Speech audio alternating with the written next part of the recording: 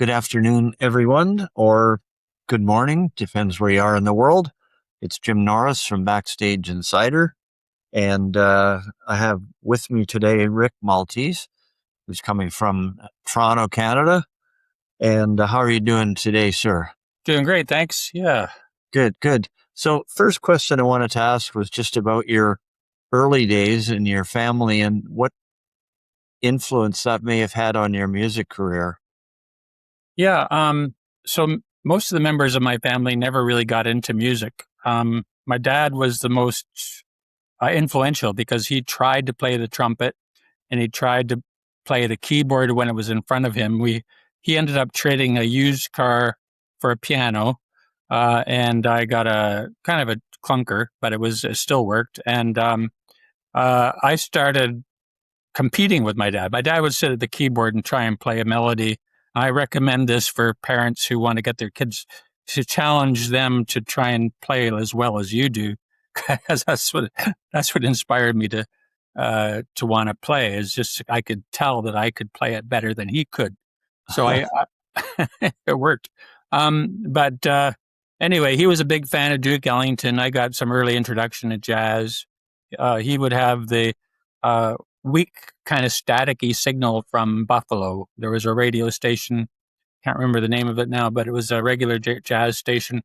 Anyway, yeah, I started off with lessons on a piece of cardboard with the classroom, and I would uh, go in once a week and finally hear what I was practicing on a real piano.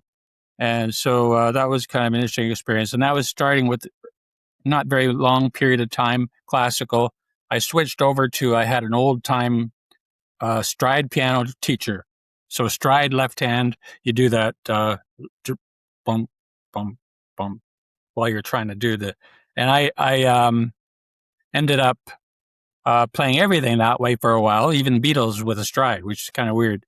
But anyway, uh, so but it was a good thing. It was a good experience. I learned to read because I had these Beatle books sitting around, and my ear was good enough to tell when I hit a wrong note.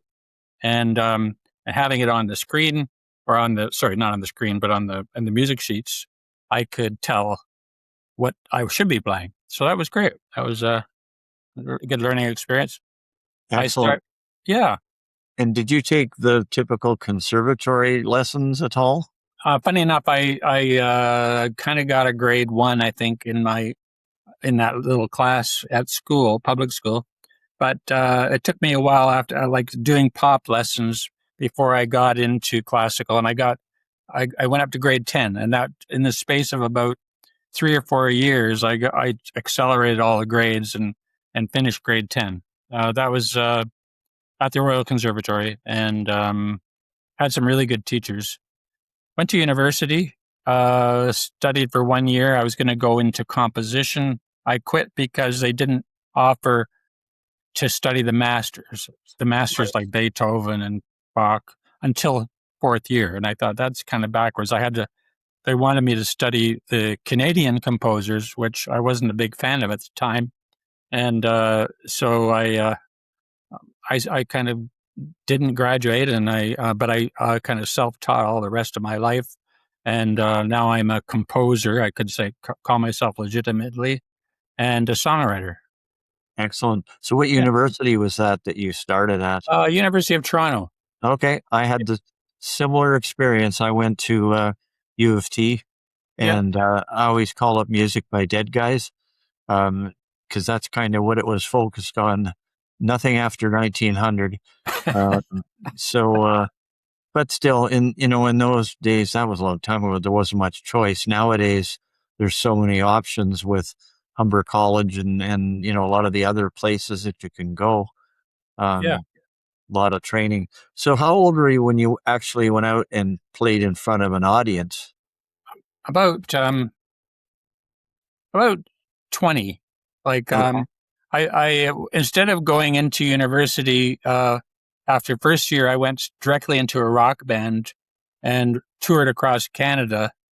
It was all cover songs. We did Rod Stewart and people like that, and Journey, and I was keyboard with 3 keyboards, and yeah, that was quite an experience. Do you remember what those keyboards were? What were you using at the I time? had an ARP Odyssey, a Yamaha string machine. I can't remember exactly what model, Right. and I had a clavinet, which is Wow. like that it's like Superstition, uh, Right. Stevie Wonder style, and yeah, that was a strange um, tour because the sound man that went with us never knew how to solve a problem. When I was on stage doing sound check, I'd hear the Wow. screaming feedback in my ears, and he didn't realize that my keyboard had actual pickups and strings inside it.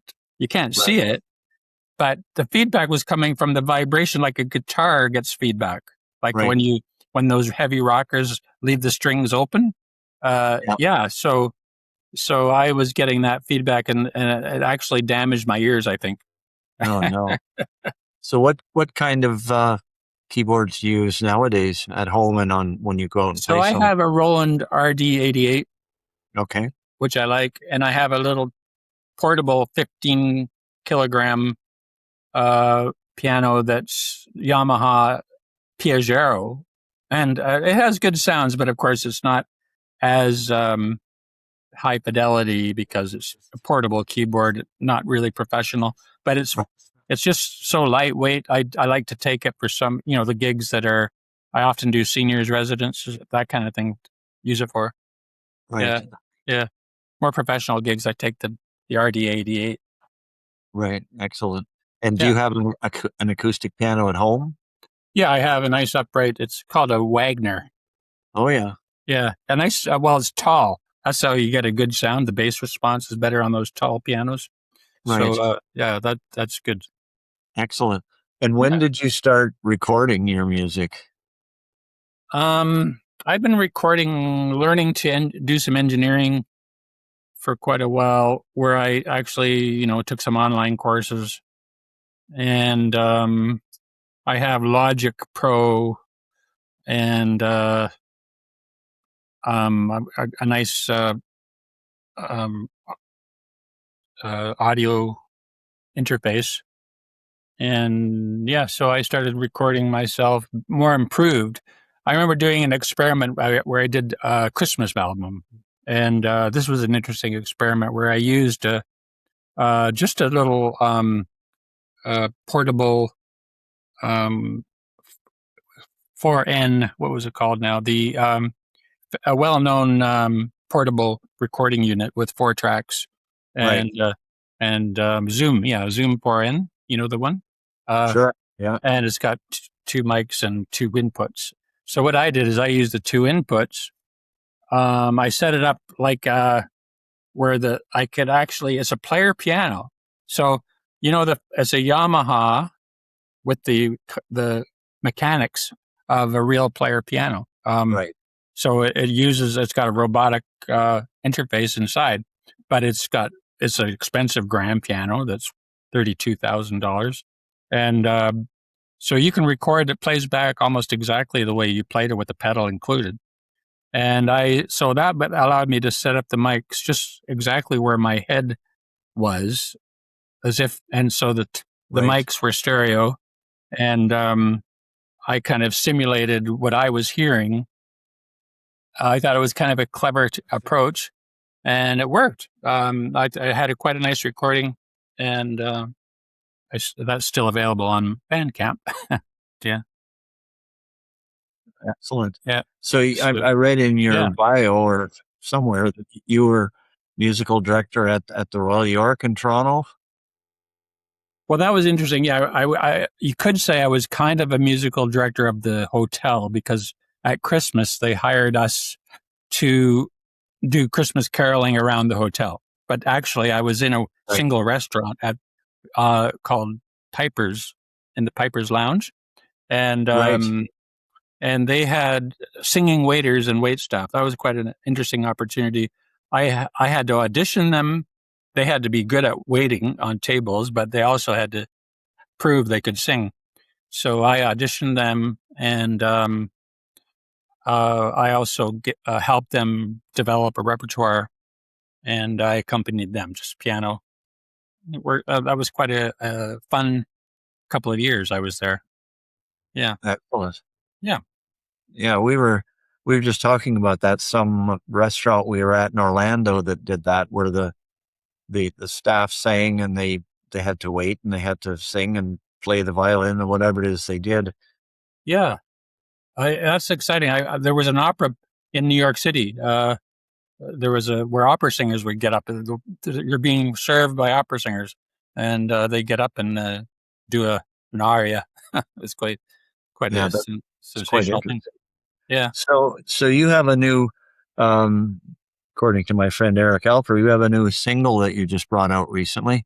Yes. Tell us about how that came about and what the subject matter is, because it's a Just little like bit an different. angel. Yeah, just like an angel is about kindness. How we don't realize that a simple act, that something really basic, can have a rippling effect, or I would call it a butterfly effect, where unexpectedly, because you're kind to that person at that given moment, it can change their life or other people's lives through influence. I could compare it to kind of in the opposite sense, where you come home from work and you're angry and you kick the dog because you had a bad day. The dog goes off and pees the floor or something like that, and the cat chases the dog, and all this stuff goes, and the whole family is affected by this one little incident. Well, Right. that and if you take the opposite, where you do a good thing for someone, hold the door, smile, say a couple of words, and, you can be surprised what good it will have. And if you have a mindset, kind of like where you're always prepared and always aware that kindness is a good thing to have, almost like a Christian mindset, I guess you could say, where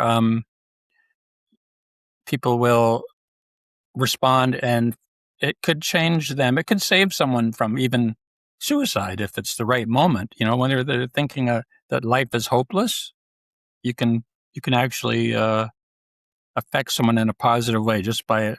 And it's surprising, you'll end up engaging in conversation with some people. Um, so I think it's an important song for that reason. For It also sure. So contrasts well somebody want with American politics. oh my God, did it ever? That's for sure. Yeah. So Yeah. if somebody wants to buy the song, what's the best place for them to find it? So Bandcamp has, so rickmaltese.bandcamp.com is a good Okay, place to go for that. Yeah. excellent. And So and another I have question three in albums. your oh good, excellent. Yeah. So in Yeah. your busy life that you've had over the years, how have you balanced family life with that and having a life with your professional life? Um, well, it's it's difficult to find moments, in a relationship with somebody when they're busy already. But I manage, and we manage. I don't have any children. I never got married, but I Right. have a partner, and she's had a previous marriage and children. They're grown now. So yeah, it's. I met her kind of late in my life.